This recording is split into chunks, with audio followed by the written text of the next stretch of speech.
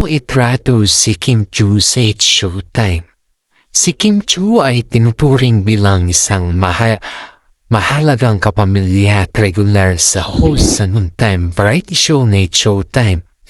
Narito ang mga paraan kung paano siya itrato at tanggapin sa programa base sa dinamika ng mga buong cast, guys. Yan pa yung topic natin for today guys is may pagmamahal at suporta. Itunuring si Kim na may mga buong pagtanggap sa kanila dahil kilala ang Showtime sa pagkakaroon ng pamilyang may malalim na samahan. Ang pamilyang Showtime guys ay kilala sa ganitong uri ng suporta. Saan ng bawat host ay tinuturing na tunay na magkakapatid kapwa sa harap at likod ng kamera. Para kay Kim Chiu guys ay ang pagmamahal nito ay mas lalong nagiging mahalaga sa mga nagdaang taon para sa kanya. Bakit mahalaga ang suporta ito kay Kim? Ligtas na lugar or safe space. Tuwing may pinagdadaanan si Kim sa kanyang personal na buhay guys, ang Showtime ang nagsisilbing kanlungan niya kung saan malaya siyang maging sarili niya nang walang takot na husgahan. Sa protection mula sa mga host naman guys ay kitang-kita sa mga episode na kapag may mga sensitibong paksa o asaran na maaaring makasakit sa kanya guys ay mabilis na sumasalo at natatanggol sina Vice Ganda, Von Navarro, Jung Hilario upang ibahin ang usapan. Ang pagpapalakas ng kumpiyansa naman ni Kim guys ay palaging binibigyan din ng buong cast ang kanya mga talento sa pagsasayaw at pagpapatawa na nakatulong sa kanya upang magiging isa sa mga pangunahing haligi ng programa ngayon. Kaya nga yung mga ibang tao guys ay naiinggit din sa kay Kim dahil nga talentado siya at ganyan itrato ng mga cast sa Showtime. Kung nais mo malaman ang iba pang detalye, maaari na usapan ang mga kamakailan na katuwaan tapos sa pagitan ni Kim at Vice Ganda kung paano nagsimula si Kim bilang regular na host ng programa. Ang mga espesipikong segment kung saan madalas siyang buruin ng kanyang mga co-host guys. Yan po kung gusto natin malaman yan guys sa susunod na topic natin na yan. Sa Showtime kasi guys is puno ng tawanan at asaran. Sa karaniwan ng playtime o biruan sa Showtime ay huwag seryosohin ang mga asaran dahil bahagi ito ng kanilang ulitan at entablado upang mabigyan saya sa mga nanonood. Ang playtime o asaran ay may mga pangunahing makina ng komedya sa Showtime guys. Si Kim ang isa sa mga paboritong paksa nito dahil sa kanyang nakatutuwang reaksyon. Ang dinamikong ito ay hindi ginagamit para pambastos kundi para sa ilaw ng mga madlang Pilipino. Paano gumagana ang asaran kay Kim sa entablado? Ang kanyang pagiging sports guys si Kim ilala si Kim sa pagiging madaling biruin dahil hindi siya pikon. Madalas din niyang tinatawanan lang din ang sarili niya na napapakita ng kanyang mataas na antas ng sportsmanship, which is very true guys.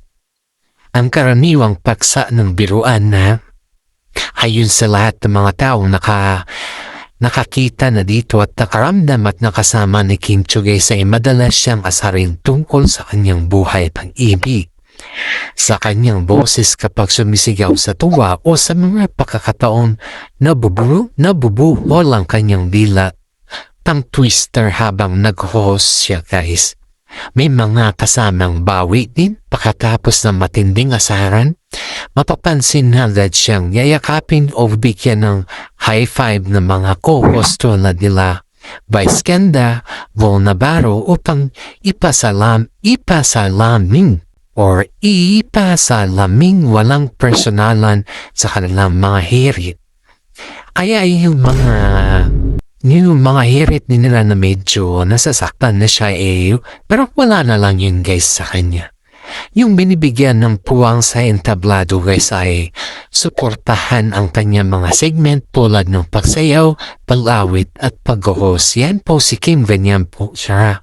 Ganyan po sa mga kasama niya, talagang super protective po sila kay Kim. Ang pagbibigay ng sariling puwang o spotlight kay Kim sa entablado ay patunay na siya ay hindi lamang basta-bastang palamuti kundi isang pangunahing haligi ng Showtime sa pamamagitan ng pagsuporta sa kanyang mga talento guys ay mas nailalabas niya ang kanyang buong potential bilang isang multi-major idol. Paano siya binibigyan ng spotlight sa programa? Reyna ng opening production si Kim sa Showtime. Madalas din si Kim ang bumubukas ng programa sa pamamagitan ng mainit na world-class na dance numbers. Dito ay pinapakita nito ang kanyang husay sa pagsasayaw na sinasabay ang mga magarabong kasultan at choreography niya. Dahil mahilig naman si Kim Chiu sa mga ganyan. Sa pangunahing host sa mga malalaking segment naman, si Kim siya ay may malaking papel sa mga sikat na segment tulad ng X is Special for You kung saan hindi lamang siya nagbabasa ng mga script kundi nagbibigay din ng mga kanyang personal na payo at opinion tulad sa pag-ibig, sa kalayaan, sa pagpatawa. Iyan po yung pinakagustong-gusto ng mga madlang people ay Kim guys kasi may ganito siyang karakter Binibigyan siya ng kanyang mga co-host ng pagkakataon magsalita, maghirit at magiging wacky. Hindi siya sinusupil o pinipigilan kapag nagiging hyper siya sa entablado na nagiging dahilan upang magiging natural at nakakatawa ang kanyang mga pag-host. Kaya maraming mga netizen na natuwa kay Kimi guys. Ito pa guys ay yung pagiging bukas sa pagkakamali. Tulad ng mga ibang host guys ay natural na makakaroon ng mga pagkakamali sa live TV. Ang tradition sa show ay tulungan at tawanan ito na ng magaan or magano pang hindi maging stiff ang ere. Yan po yung mga kadalasan na nangyayari kasi it's been normal lang naman talaga yun guys. Ang pagtanggap sa pagkakamali ng isa sa mga pinakamalakas na sekreto kung bakit buhay na buhay ay enerhiya ni Kim sa It's Showtime. Sa live television guys ay hindi maiiwasan ng mga bloopers at si Kim ay kilalang kilala sa pagkakaroon ng mga natural at nakakatuwang sablay na imbes na magiging negatibo ay nagiging paboritong bahagi ng mga nanonood.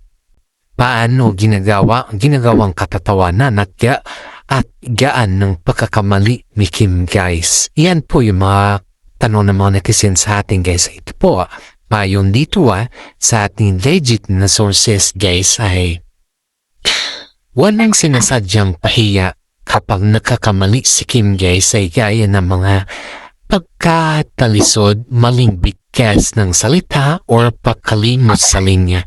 Hindi siya pinapagalitan ng mga co-host, sa halip ginagawa itong katatawanan ng buong cast upang mawala ang kanyang kaba at mahiya. Ang pagtatanggol sa pagkabay, iyan po yung madalas lang ginagawa kay Kim. Madalas kapag nabubutol ang dila ni Kim, agad na sasalo si Vice Vong para itama. Hindi siya paborito or pabirong kaya ay uulitin ng kanyang pagkakamali sa isang nakakatuwang istilyo hanggang sa mga lahat ay timawa na lang. Ganun po sila kakon kay Kim guys. Ang kanyang sariling tawa kasi si Kim mismo ang unang tumawa. Sa kanyang sarili, ang kanyang iconic na tawa ay nakakahawa kaya ang mga ere ay nananatiling magaan, komportable at hindi nagiging formal o stiff.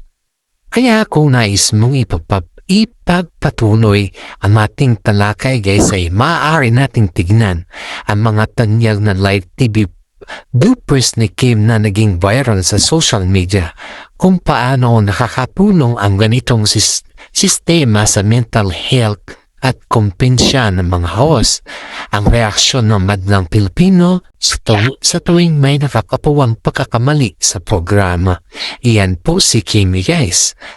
At ang susunod naman guys, ayan po yung susunod na ating updates para kay Kimi guys. Iwasan ang pagkukumpara.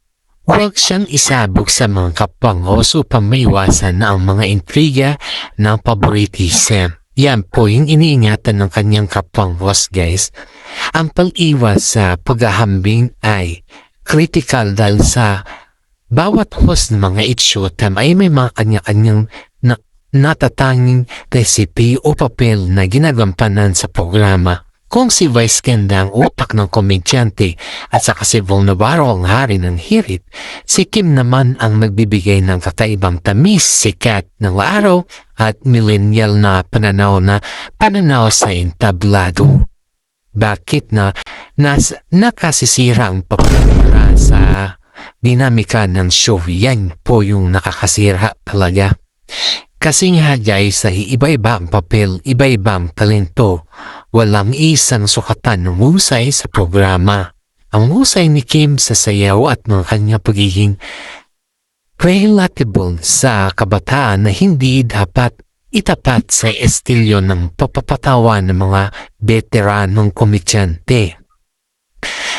Lason sa samahan ng intriga ng favoritism, iyan ang pinaka-hate na lahat ang paggawa ng mga isyu na mas paborito si Kim o ang ibang host ay napapasok ng mga negatibong enerhiya sa isang pamilyang binubuo sa loob ng maraming taon. Sa bawat isa sa may mga kanya-kanyang spotlight guys, ang mga production ng show ay may iingat sa mga pagbabalanse ng oras sa ere. May mga oras o araw na mas naibabaw si Kim dahil sa kanyang mga proud number at may mga araw naman na iba ang bida. Bahagi ng natural na pag-ikot ng mga isang variety show. Kaya nga guys ay maraming natutuwa kay Kimi dahil sa mga ganito.